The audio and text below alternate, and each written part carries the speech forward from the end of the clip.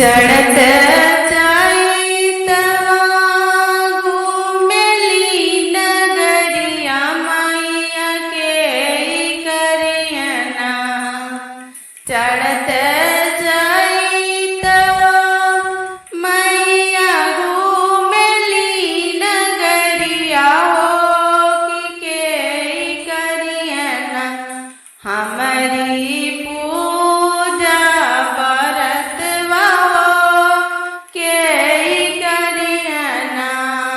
हमार पूजा नियरतिया के करियना।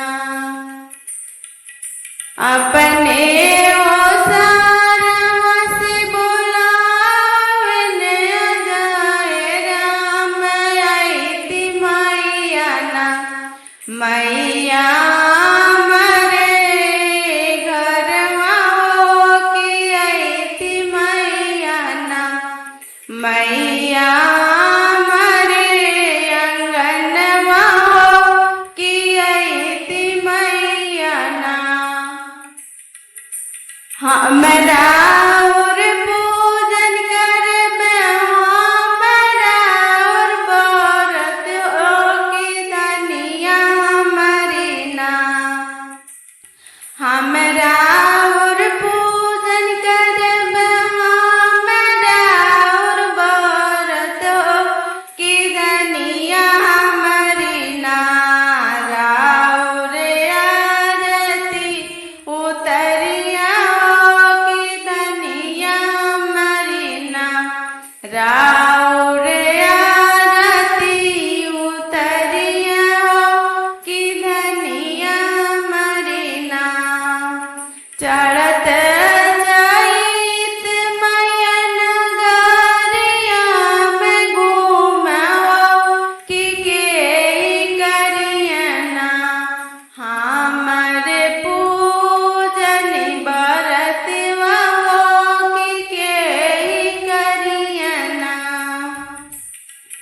चढ़त चैत मैया घूमेली नगरिया की करियना। हमारी पूजन बरतिया की करियना। अपने अंगनवा से बोलावन ओमवा की आईति मैया ना। मैया मरे अंगनवा की आईति मैया ना। मैया मरे अंगनवा की आईति मैया ना। हमरा और पूजा करबे हमरा और सेवा की हम करबे ना। मैया राउर बरतवा की हम करबे ना। हमरा और पूजन करबे हमरा और व्रत की हम करबे ना। मैया सेवा राउर की हम करबे ना।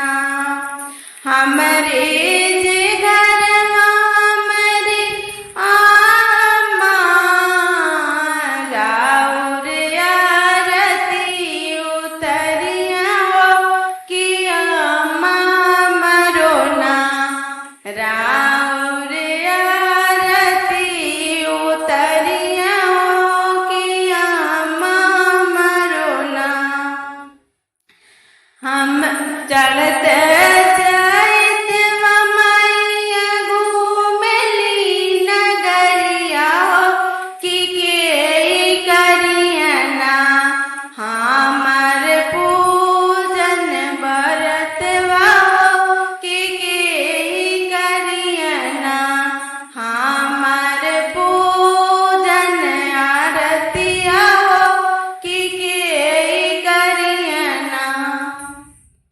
माता जी का भजन कैसा लगा कमेंट में जरूर बताइएगा।